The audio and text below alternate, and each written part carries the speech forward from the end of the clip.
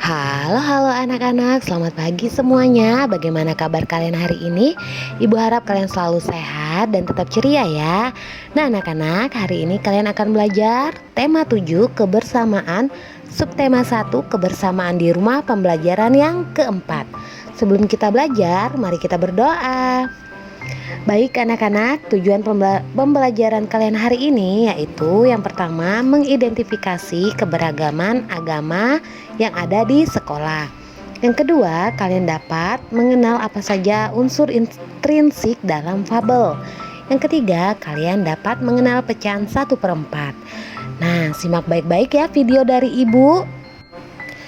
Di Indonesia terdapat 6 agama yang diakui oleh pemerintah, yaitu ada agama Islam, Kristen Protestan, Katolik, Hindu, Buddha, dan Konghucu. Setiap agama memiliki tempat ibadahnya masing-masing. Nah, coba kalian perhatikan tabel yang ada di layar kalian. Yaitu yang pertama ada agama Islam, tempat ibadahnya di masjid. Hari besarnya ada Hari Raya Idul Fitri, Idul Adha, Tahun Baru Hijriah, dan Isra Mi'raj. Yang kedua, agama Kristen Protestan, tempat ibadahnya di gereja. Hari besarnya yaitu ada Hari Natal, Hari Jumat Agung, Hari Paskah, dan kenaikan Isa Al-Masih. Lalu yang ketiga ada agama Kristen Katolik. Tempat ibadahnya juga sama di gereja. Hari besarnya juga sama, Hari Natal, Hari Jumat Agung, Hari Paskah, dan kenaikan Isa Al-Masih. Lalu lanjut ada agama Hindu. Tempat ibadahnya di pura. Hari besarnya yaitu ada Hari Nyepi, Hari Saraswati, dan Hari Pagerwesi. Agama selanjutnya yaitu agama Buddha.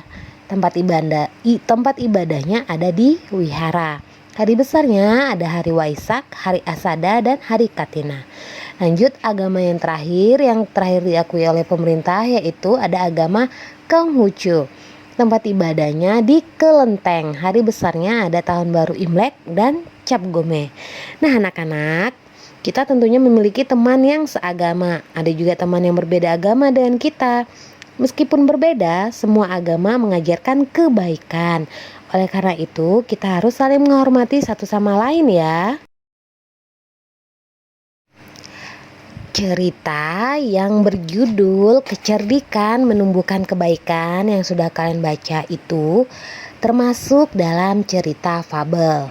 Nah, yuk kita kenal apa itu fabel dan apa saja sih unsur-unsur intrinsik yang ada dalam fabel.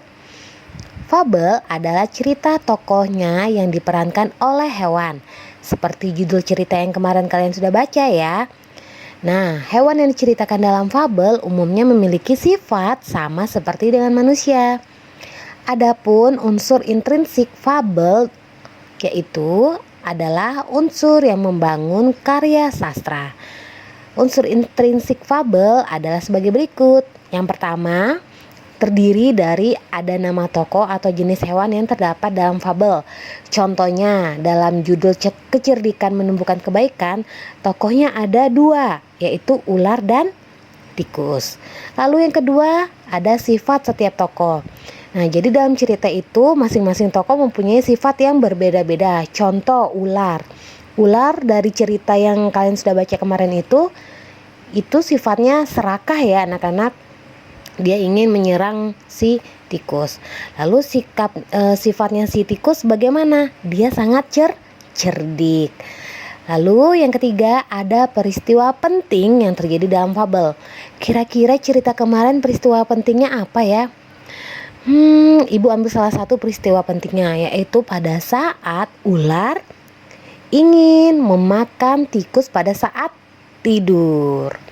Lalu yang terakhir, pesan atau nasihat yang ingin disampaikan oleh fabel kepada pembaca.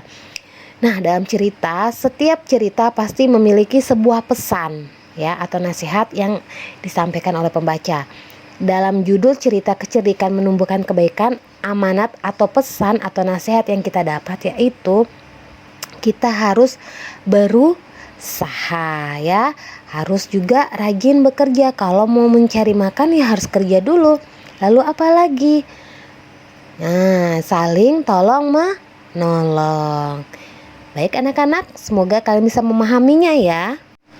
Baik anak-anak, kita lanjut materi mengenal pecahan 1/4. Coba kalian lihat gambar yang ada di layar kalian. Di situ ada kue, ya, kue utuh. Lalu dibagi menjadi 4 bagian sama besar. Nah, sebuah kue dibagi menjadi 4 bagian sama besar. Setiap potongan kue tersebut dapat dinyatakan dengan pecahan 1/4. Pecahan 1/4 dibaca 1/4 atau 1/4. Ingat ya anak-anak, baginya harus sama rata.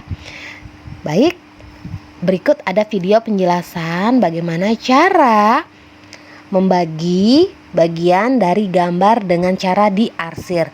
Kalian simak ya baik-baik video penjelasan dari ibu. Assalamualaikum anak-anak. Hari ini kita akan belajar mengenal pecahan 1/4 atau biasa disebut 1/4. Nah, di sini ada gambar 4 bagian, ya, ada 4 bagian. Nah, kita akan kita sudah membaginya menjadi 4 bagian yang sama besar. Nah, bagaimana bisa menjadi 1/4? Ya,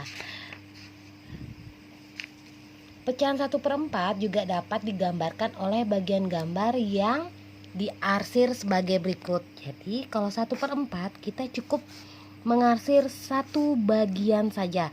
Terserah kalian mau mengarsir di bagian mana. Cukup satu, ya. Ibu mau mengarsirnya di sini.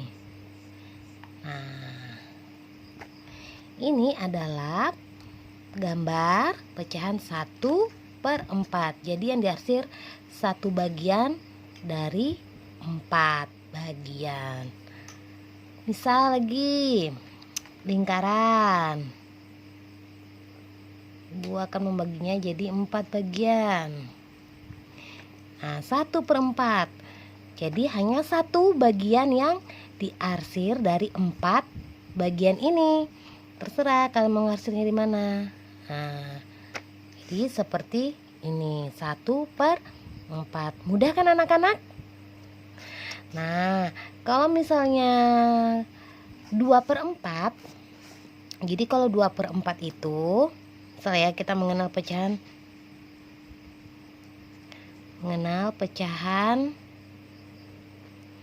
2/4. Jadi kalau 2/4, kita gambar lagi bagian persegi, kita bagi 4 bagian sama besar. Kalau 2/4 berarti yang diarsir bagiannya ada berapa?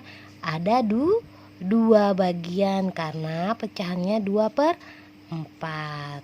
Nah, jadi yang diarsir 2 daerah dari 4 bagian. Paham ya perbedaannya antara 1/4 dengan 2/4? Jadi kalau 1/4 dari 4 bagian hanya mengarsir 1 daerah bagian. Kalau misalnya pecahannya 2/4 berarti dari 4 bagian ini kita arsir 2 bagian. Tugas kalian hari ini hanya ada satu, yaitu muatan pelajaran matematika. Tugasnya mengarsir 1/4 bagian-bagian dari gambar. Jadi kalian gambar dulu, lalu kalian arsir 1/4 bagian. Jika kalian sudah menonton video penjelasan dari ibu sebelumnya, kalian pasti paham untuk menyelesaikannya. Ibu harap tugas kalian dapat selesai dengan baik anak-anak. Demikian penjelasan materi ibu hari ini. Ibu harap kalian dapat memahaminya dengan mudah. Jika kalian belum mengerti, silakan tanya langsung ke ibu ya anak-anak. Tetap semangat untuk kalian semua. Jangan lupa untuk mengucapkan terima kasih kepada orang yang ada di rumah yang sudah mendampingi kalian belajar. Ibu akhiri, wassalamualaikum warahmatullahi wabarakatuh.